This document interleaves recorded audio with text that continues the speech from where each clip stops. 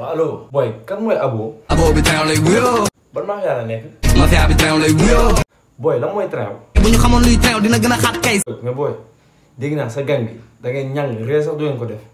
Mafia bi am na reetaan mais kenn duñu yàq dañ koy ñàngal ba gaay ruux. mais da ngeen louche boy, dégg naa da ngeen louche da ngeen ñàng da ngeen bizarre. si fii dañ la réenterré la si guddi gi bu la gars yi déggee. mais bon parlons de rap. boy lu tax nga bàyyi lépp jàpp ci rap bi. rap lañu topp ndax xam nañ ni moom la ñu mën. man moom gëj naa déglu rap quoi. gëjoon nga dégg rap gis nga ma maa ngi ñëwal nga consommé waat. lu tax ma war la constaté ñu la dàq rek nekk fi. nee nañ la ñoo moo ko dàq dañ koo sañe waat. non jarul ba gars yi def nañ seen preuve ñëpp gis nañ leen jarul ba wala yow gisoo ko yow. seen dara du ma saf ñu koy dompat néew. léegi yow da nga bëgg wax yow yaa dàq yaay rap. nag ma xoolee king bi parce que maa fi nekk geng. wolof jaade neen ku ràcc ci jëmale sa kanam. mais bon dégg naa la ngay concert. train day concert na ñëpp teew. est-ce que dina fees. dama koy feesal du metteel. mbaa dina neex. fête lay doon comme bës yu capot yu gën dee.